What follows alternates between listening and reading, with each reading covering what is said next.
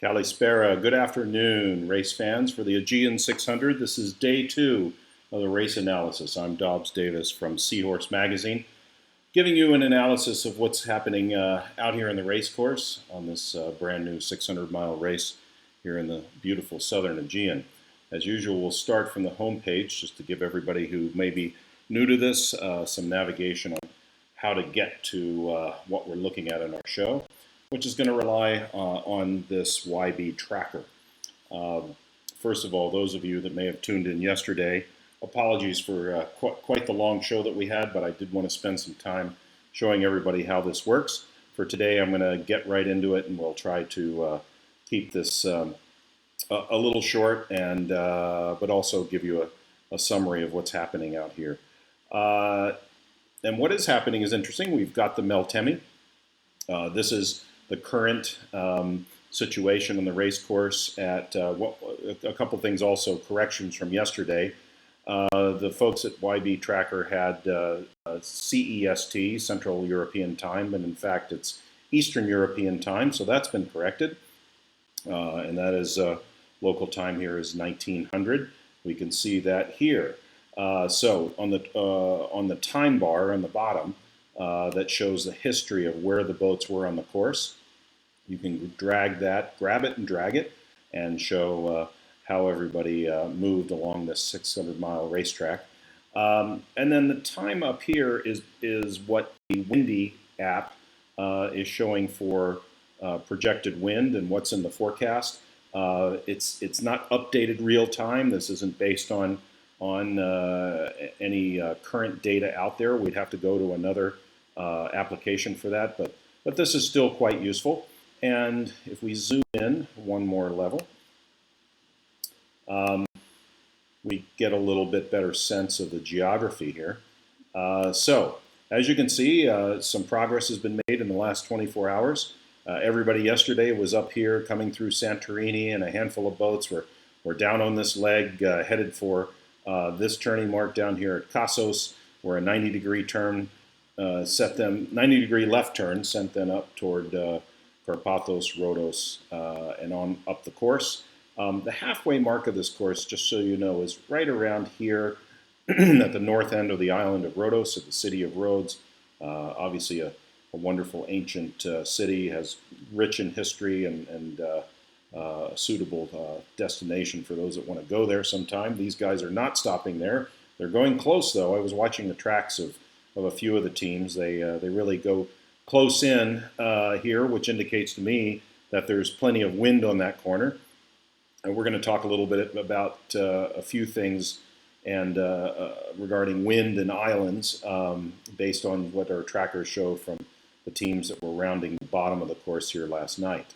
The other thing to note, of course, is that there's not a lot of blue here out on the race course. It's all green. A reminder that our wind scale is down at the bottom of the screen here, 10 to 20 knots, going from blue to green, and then into orange as you get from the 20s, 25 knots, and so on. So in general, more wind on the race course, which means boats are going faster, making greater progress, and even a little bit of orange up here for the lead boats that are really speeding up. So what I wanted to talk about today, besides that general picture of increasing wind, something we've been seeing in the forecast, and finally it's here and it's great, is some details about what happened last night and how the teams got to where they are now. Our leaders, by the way, are depicted here with crowns that indicate them as corrected time leaders in the leaderboard through the various rating rules that are used in this race. So the Essex Girl and Blur, and here Atalanta. Atalanta has a crown for being a line honors leader, regardless of rating rule, because they're the first boat around the race course. Not sure what's going on here with the big Orma 60. There's been quite a lot of beating and light air in this course to make this boat not as quick and competitive as a mini maxi here, the FAR 70 Felci design Atalanta 2. Very strong Italian team on that boat. They're doing quite well. So they're tearing it up around the course. You know, a little bit of beating, a lot of reaching. They're really into their own now. DTF means distance to finish. They are less than 200 miles now to the finish, so they're going fast and are likely. Well, let's see. Their speed here is 9.9 knots at this sked. And as I said yesterday, what's interesting is this sked is updated every 15 minutes, I believe, from the trackers. So it's reasonably accurate. There's not a long delay here. Okay, so story time. Let's look to see how these guys up here, who are leading in corrected time, got to their positions there ahead of others that are sometimes faster and longer in length and faster in potential speed and rated speed. You know, how did they get there? How did they launch ahead? And for this, we can look backwards a little bit into what happened last night. I'm going to zoom in even a little bit more, because I think this is an interesting aspect of ocean racing, and part of the challenge that these teams face is, you know, it's more than just looking at the weather. It's more than just knowing the compass headings from one point to the other. It's how do you play these individual features. And what I noticed that was interesting from last night is how did these teams come into this situation? So this was, let's see, very early. Today's the 6th of July. This was very early local time this morning, pre-dawn. The bulk of the fleet was making approaches downwind. The zigzagging here is not from tacking. They're actually jibing downwind, a light westerly breeze. It wasn't very windy, but enough to keep going. Some of the boats had some breeze, enough to go 8 or 9 knots. So, you know, for boats this size, that's probably a good 12 to 15 knots of wind. Quite a nice night of sailing, I'm sure, for them. The next challenge for them was how do you get around Kassos? You know, how do you get past Carpathos without being interfered by any wind shear or similar effect? And the tracker is really useful to kind of help tell this story. So at this scale, we can see the boats a little more clearly identified. Antelope, Blur, Set Sail, Essex Girl. Remember those names because those are ones that are obviously close in both real time but also corrected time at this stage. And as we go forward, you know, watch what happens when they make their approach in and the strategies that some of these guys took. Antelope and Blur cuts it in tight. Now, the closest distance between 2 points, as we know, is a straight line, but that may not be the best strategy because of possible wind shadow effects or swirly breezes. When you get in the lee of these islands, you can get that sometimes. So let's see what happens in the strategies that these guys had. Now, Blur, for example, they came in fairly close compared to Antelope, but you see those little alterations of course. Now, those could just be a couple of quick jibes. They had enough pressure to do that. They didn't get too close. They weren't too nervous. Set Sail obviously took a very wide approach. Maybe they were worried about this lee and possibly could have lost something by going too far out and sailing extra distance. These guys in here on ley line and certainly opting to come in close. Now, they jibe out. Actually, you know what? Let's back up a little bit more. Besides this group, let's see what happened to even the faster boats in the course. So here's our big trimaran. There's Atalanta, the Mini Maxi. They took a very wide approach. Now, when they came around here at this point in the evening, which was just after sunset yesterday, the wind was probably pretty light. They didn't want to get in too close, so they all steered well clear of the island. Next to come around are these two 50-ish foot boats, Hagar and Optimum. Optimum is a FAR 52, I believe. And let's see what happens with them. Now, so they no doubt have eyes on each other. This is 9:30 p.m. local time. One goes in, one kind of stays out a little bit. But look, the Optimum keeps it in tight. They do a little clearing jibe, probably went in until the wind went light, then jibed out to get more breeze. Hager, on the other hand, went way wide. This is a Scuderia 65, a much larger boat, not quite as racing as Optimum 3, Far 1 design. So they have different tracks coming around this island. But then look what happens. Hagar takes a big jibe out. Maybe they had light air, maybe they were chasing something, but this they're sailing almost 90 degrees to the course. So not optimal for sure, especially when their competition is inside them here, sailing less distance. But again, we don't know what happened. It probably went very light air and really struggling to find wind. Then they jibe back. This had to be just a big loss for this team, while the Greek team on Optimum stuck it in close. No doubt they were at, 5.1 knots of speed. That's light air for sure. These guys out here at 1.1 knots. Obviously, they got too far south. They got into some kind of hole, and these guys slipped inside them. And that's a really frustrating situation when you have this happen in ocean racing. There's a fair amount of separation here, but when they were both close together, they were, looking at the scale, by the way, you can gauge the scale is over here in the lower left corner. 3 miles. 3 miles is easily within sight.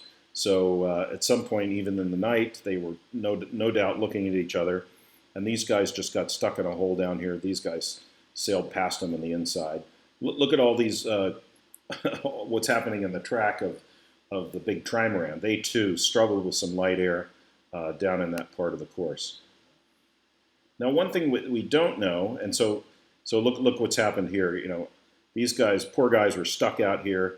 The Optimum just sailed on through. Again, at some point here, 10.7 knots of wind. They picked up the breeze that was now funneling between Kassos and Karpathos. The next challenge, of course, is how close do you want to go in at Karpathos? Do you also take that wide, or do you put it in close? And that'll depend a lot on the wind direction and wind speed.